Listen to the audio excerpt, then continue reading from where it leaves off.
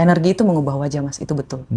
Dulu wajah saya nggak kayak gini, nggak seramah ini. Dulu mungkin orang nggak akan tahan, karena orang Batak ya rata-rata mukanya agak ganas gitu ya, Mas ya. Ketawa, Mas ya. Jadi saya mulai menata gitu, Mas. Kalau waktu dulu kuliah nggak kayak gitu, Mas. Saya sangat-sangat frontal gitu. Kalau saya nggak suka gitu. Kalau sekarang kan, kamu suka nggak, Roma? Suka. Oke. Tapi kalau bisa, udah jadi bisa gitu loh, Mas. Kayak menangkisnya dengan cara yang pelan, sopan gitu ya, Mas ya. Kalau dulu nggak bisa. Jadi saya mulai tahu, oh yang ini nggak suka nih. Oh ya udah saya deketin dosen. Sampai saya jadi asisten dosen kan. Di posisi berarti jadi ojol tuh bisa dibilang sebagai posisi titik terendahmu ya kan? Karena udah ada ego, Mas. Karena udah ada ego. Ya, jadi saya selesai dengan ego itu di umur segitu, Mas. Kalau sekarang kamu mau, misalnya ada orang yang ngatain saya gitu, Mas. Ya, sekarapmu aja gitu. Terserah. Kan kamu yang ngomong, bukan aku. Kalau kamu bilang aku jelek, ya aku kan tetap cantik. Oke. Ini kita belajar ya, teman-teman yang masih muda-muda, adik-adik mahasiswa gitu ya, bahwa ternyata untuk menuju fase yang diidealkan, yang dicita-citakan tuh nggak ada yang instan gitu. Harus mulai dari bawah dulu, memberi dulu, membuat semesta percaya dulu, melayakkan diri dulu gitu ya. Dan itu nggak semua orang menyadari gitu, tapi realnya memang demikian gitu. Nah, pada saat kemudian berada di titik terendah itu, berada di titik terbawah itu, pada saat kemudian muncul sebuah pikiran-pikiran yang negatif gitu, apa yang dilakukan Roma waktu itu gitu? Nangis aja, Mas. Oke. Kalau mau nangis ya nangis aja. Kalau mau marah ya marah aja.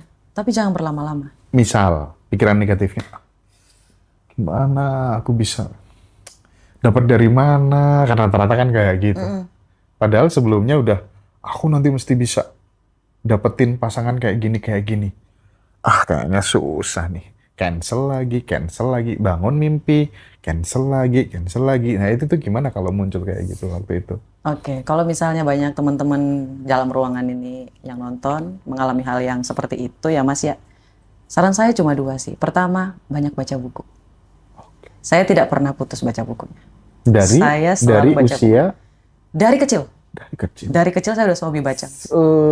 Terinspirasi dari mana orang ibu atau gimana? Mama atau gimana? Kalau membaca dari papa saya. Oh. Jadi papa saya itu punya sifat dia nggak mau kerja capek tapi pengen duit banyak. Jadi beliau itu, mohon maaf, sampai dulu salah satu pelaku togel tau, Mas. Iya tahu lah. Aku dulu pernah kok. Iya. Saking pengennya punya motor ninja gitu kan. Tiap hari itu aku tombok togel itu 250.000 Kak Roma. Masya Allah. Dan nggak pernah dapet Kak Roma. Iya, karena maksudnya nginginin. Belum kenal apa namanya, Mas, law of attraction di situ. Izin ya, Mas ya. Iya, serius itu waktu itu hampir tiap hari kan, karena aku tuh kan seneng ya membersamai musafir-musafir di tempat-tempat yang sunyi, di goa, di makam-makam wali gitu kan. Terus ketemu, ini kok dapat nomor togel, dapat 12 juta gitu. Coba kalau aku belinya 250.000 gitu. Wah, dapat berapa kira-kira kan? Langsung motor baru kan.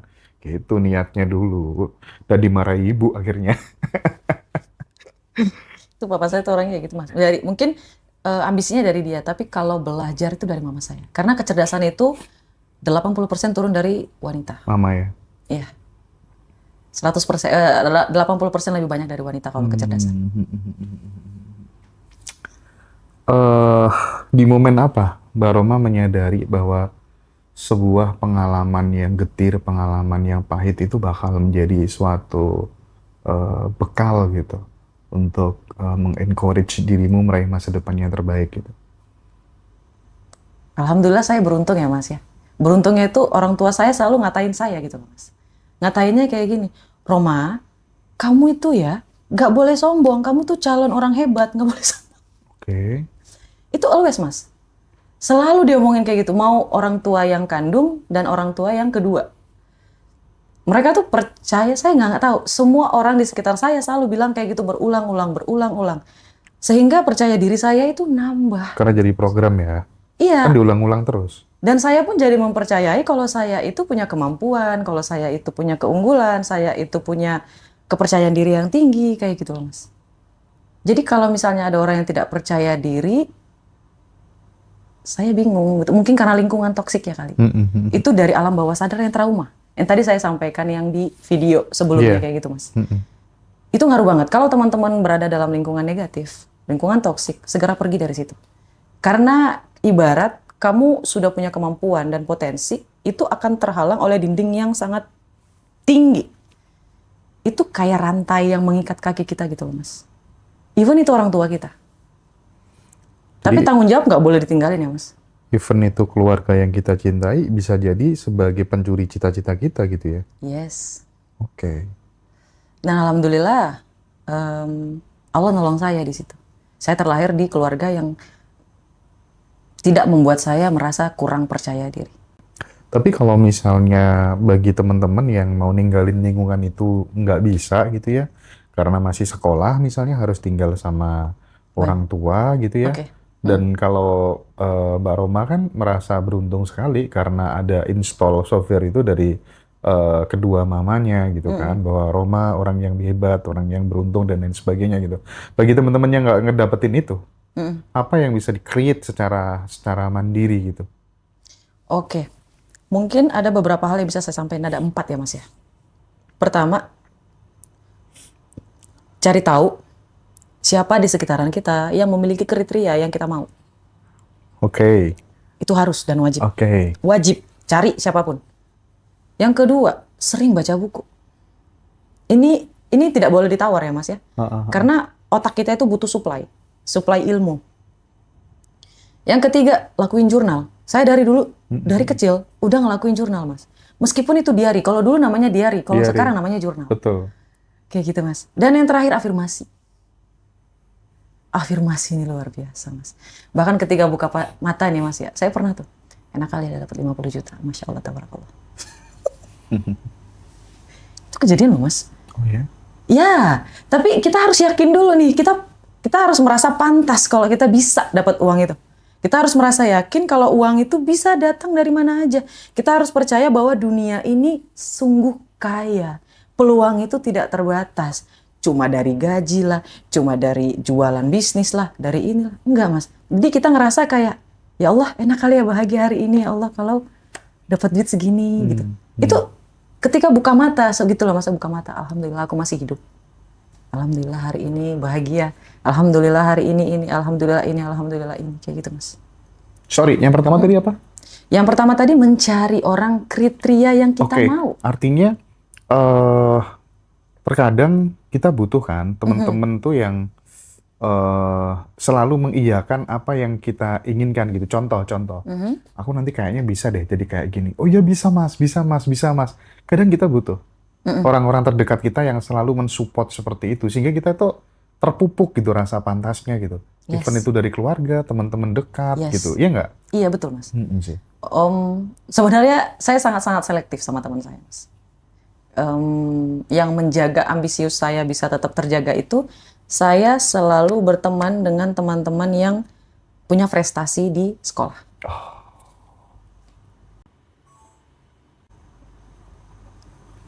Selalu memilih teman yang memang membawa hal-hal yang positif ke dalam hidup kita.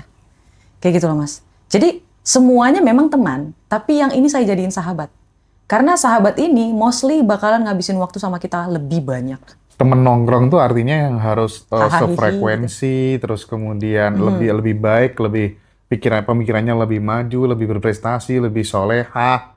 Gitu kan ibaratnya ya? Betul. Oke. Saya akan mundur perlahan kalau misalnya memang tidak sefrekuensi. Saya tidak akan mau menghabiskan waktu sama orang yang memang ambisinya tidak sama. Mending sedikit, nggak terlalu banyak tapi berkualitas gitu kan prinsipnya ya. Betul Mas. Makanya ada kategori kan, ada teman, ada kolega, ada mentor, ada sahabat, ada keluarga. Itu betul Mas. Ada kotak-kotaknya itu betul. Jadi emosinya terjaga gitu loh Mas. Oke. Aku jadi tertarik ya soal ini tadi, soal seberapa pengaruh sih mentor, teman curhat, lewat call, saling ber-WA gitu. Dalam kehidupan Kak Roma sampai di titik ini, seorang mentor tuh seberapa besar pengaruhnya? Banget, Mas. Jadi siapa mentor kita itu mempengaruhi apa yang kita ucapkan. Mas bisa lihat dari saya, ya, berarti mentor saya itu jauh lebih hebat. Hebat dalam artian sifatnya itu jauh lebih legowo, jauh lebih cerdas. Padahal beliau selalu bilang, saya ini orang yang paling bodoh, Roma, di sekolah. Tapi saya dengan secara sadar saya paham kekurangan saya. Disitulah kelebihan saya muncul. Jadi ketika kita sadar kekurangan kita, Mas, kita akan mencari tahu gimana caranya untuk menutupi kekurangan tersebut. Oh, konkretnya seperti apa kalau itu diterapkan dalam kehidupannya Mbak Roma? Misalnya, Mas, ya, saya ini sosialisasinya kurang. Oke. Jadi dulu ya, Mas, ya, kalau sekarang mah alhamdulillah udah belajar. Terus dulu karena sosialisasi saya kurang, saya mendekati guru. Agar ketika saya tidak punya teman dalam kelompok, dalam apapun itu, saya tidak akan kesulitan. Ya, Mas, ya, itu sama kita ya. Aduh. Serius, Mas. Jadi kayak saya mikir, oh, mereka itu bukan, gimana bilangnya, mungkin pada saat itu saya terlalu frontal ya, Mas, ya. Saya mulai belajar untuk menata wajah. Energi itu mengubah wajah, Mas, itu betul. Dulu wajah saya nggak kayak gini, nggak seramah ini. Dulu mungkin orang nggak akan tahan, karena orang Batak ya rata-rata mukanya agak ganas gitu ya, Mas, ya. Ketawa, Mas, ya. Jadi saya mulai menata gitu, Mas. Kalau waktu dulu kuliah nggak kayak gitu, Mas. Saya sangat-sangat frontal gitu. Kalau saya nggak suka gitu. Kalau sekarang kan, kamu suka nggak, Rom? Suka. Oke. Tapi kalau bisa, udah jadi bisa gitu loh, Mas. Kayak menangkisnya dengan cara yang pelan, sopan gitu ya, Mas, ya. Kalau dulu nggak bisa. Jadi saya mulai tahu, oh yang ini nggak suka nih. Oh ya udah, saya deketin dosen. Sampai saya jadi asisten dosen kan. Akhirnya masih ada saksinya, Mas. Sahabat saya. Saya cuma punya satu teman pada saat kuliah. Saya nggak banggain ya, Mas, ya. Saya tahu itu kesalahan saya. Harusnya saya belajar kayak gitu. Dan saya deketin siapa yang paling berpengaruh. Sampai kepala kaprodinya saya deketin, Mas. Deketinnya dalam arti apa, Kak Roma? Ya, saya ngelakuin apa yang bisa saya lakuin gitu loh, Mas. Saya sekolahnya di Universitas Negeri Jakarta, by the way. Jadi dulu Bapak itu yang kaprodi itu, yang ngasih kesempatan saya untuk ke sekolah yang itu orang dalamnya itu, Mas. Tuh, sampai kayak gitu loh, Mas. Jadi makanya kita harus pilih-pilih siapa yang ada di circle kita. Ini bukan sombong, bukan. Tapi karena kita tahu tujuan kita apa, jangan buang-buang waktu padahal yang tidak ada ininya gitu loh, manfaatnya, Mas. Aku di usia berapa ya? 20 tahunan itu lah mungkin ya. Di banyak momentum tuh selalu setiap ketemu sahabat, setiap ketemu orang tuh selalu taruh investasi ke mereka gitu. Wow. Ya, bahkan waktu sekolah, waktu kuliah gitu. Misalnya aku punya jaket, yaudah kasihkan gitu sebagai investasiku buat dia. Oke, pulang dari sini saya belajar, Mas. Suatu saat nanti kalau aku butuh pekerjaan gitu ya, minimal aku pernah berbuat baik sama dia gitu. Dan itu berjalan, bertahun-tahun selalu gitu, Mbak Roma gitu. Jadi aku melihat kadang dari sorot matanya temen itu, ini makanya dia bakal jadi top deh nanti ya. Aku baikin, tidur di rumahnya, aku traktir terus dan lain sebagainya. Dan so far aku banyak memanen luar biasa banyak dari hal-hal seperti itu sih. Wow, sekarang saya yang tertarik sama pola pikir Mas. Itu kecerdasan loh, Mas. Itu taktik, Mas. Dan itu ada di salah satu taktik perang dalam buku. Sun Tzu. Yes. Tuh guys, aduh luar biasa. Buku itu adalah portal dunia yang tidak pernah kita tahu bahwa dunia itu ada. Iya, aku gampang dapetin cewek tuh gara-gara baca buku itu juga sih. Menyisir dalam kegelapan. Subhanallah. Ini konotasi negatif atau yang positif, Mas?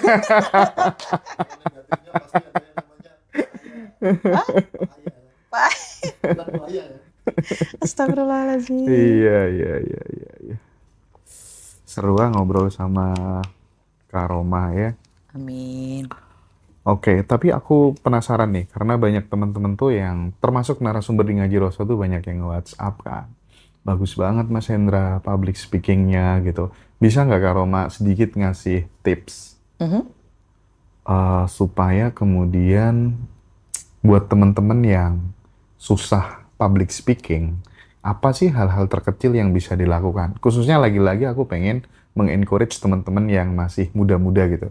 Karena aku termasuk orang yang punya keyakinan bahwa ya ketika kamu tuh punya keterampilan menari, biasanya sukses jadi penari.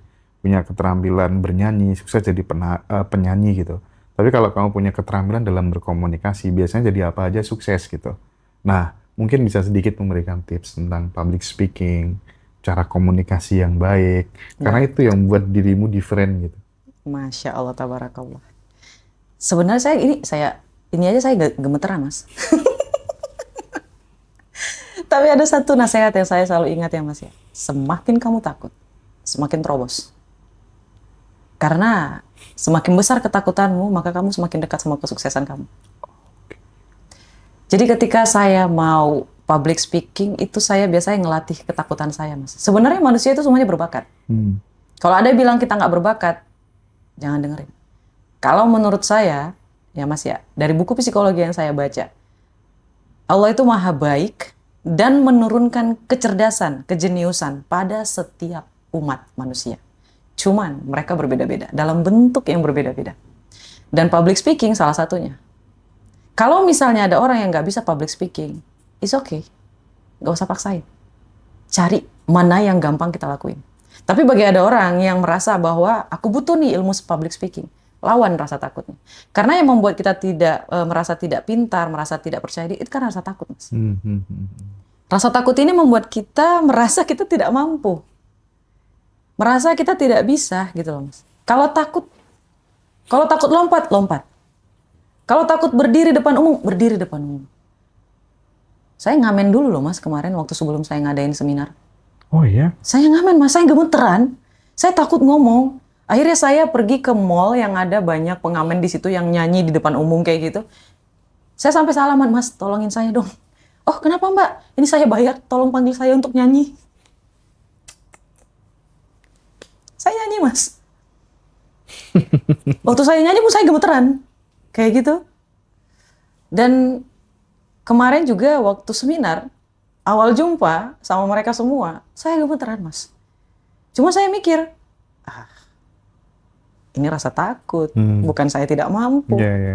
Akhirnya saya ajak tepuk tangan, Mas, supaya jantung saya itu tidak bergetar lebih banyak daripada rasa bahagia saya. Saya suruh tepuk tangan kayak gitu. Itu supaya ngajak mereka dan saya itu selaras gitu loh, Mas. Jadi ini buat teman-teman juga lawan aja. Lawan. Prinsipnya adalah jam terbang sih ya. Yes. Bakat itu kan bisa dikalahkan sama kebiasaan yang diulang-ulang terus gitu. Betul, ya. Mas. Tapi bukan tapi sih, saya setuju sama kata-kata Masnya sebenarnya. Kalau dari versi saya itu ada hal yang kita sudah diciptakan untuk itu, Mas. Ibaratnya kalau kita mau melawan arus akan butuh effort yang luar biasa. Tapi kalau kita ngikutin arus, it's easy. Oke. Hidup itu bakalan lebih gampang. Saya sebenarnya nggak suka, Mas, jadi motivator. Oke. Saya sukanya jadi pembisnis. Tapi nanti dulu, jadi saya selami dulu mana yang lebih gampang saya kerjain untuk melakukan hal yang saya sukain. Berbeda. Beda, Mas. Bisa jadi hal yang kamu sukai tidak baik bagimu, dan hal yang tidak kamu sukai baik bagimu. Nah, bagi teman-teman yang masih muda-muda ini, untuk menemukan yang easy di mana, excellent di mana, enjoy di mana, dan earning di mana, itu tuh gimana tipsnya? Sebenarnya menemukan kecerdasan itu sulitnya luar biasa ya, Mas. Karena ada di belakang kepala kita. Yes, kita butuh bantuan orang lain. Kita butuh waktu. Dan kita butuh spiritual sebenarnya. Tapi ada satu clue yang mungkin teman-teman bisa pegang. Menemukan kecerdasan kita itu adalah menyadari sesuatu hal yang kita lakukan sebegitu mudahnya. Tapi hasilnya selalu luar biasa. Terkadang, Mas, ada orang yang gampang banget ngelakuin sesuatu. dan hasilnya luar biasa, mereka nggak nyadar kalau itu adalah kejeniusan. Ada orang Mas, pintar banget masak. Banget. Tapi karena dia nggak suka masak, dia ngerasa itu bukan kejeniusan dia. Iya. Saking gampangnya masak Mas, jadi kayak nilainya selalu A. Akhirnya dia nyepelein gitu loh Mas. Misalnya Mas ya, pintar masak, selalu masak, rasanya luar biasa, selalu sering dipuji, tapi dia nyari kemampuan yang lain. Dia nggak ngikutin arusnya gitu loh Mas. Ada dua, mau ngikutin arus atau mau lawan arus. Jadi clue-nya cuma itu aja. Suatu hal yang sangat-sangat gampang kita lakukan tanpa effort sama sekali. Tapi hasilnya selalu di luar ekspektasi kita. Ciri-cirinya itu Mas. Itu. Jadi teman-teman gratis nih. Gratisan dulu lah. Iya, gratis ini bagus. Jadi gratisnya itu maksudnya gini loh Mas. Dia nggak perlu nunggu sampai bertahun-tahun. Ibaratnya dia nggak harus melakukan hal yang aku lakukan, menunggu sampai membuang-buang waktu. Hanya karena mau menggali potensi mana nih yang lebih hebat. Ternyata dari dulu memang sudah di bagian psikologi.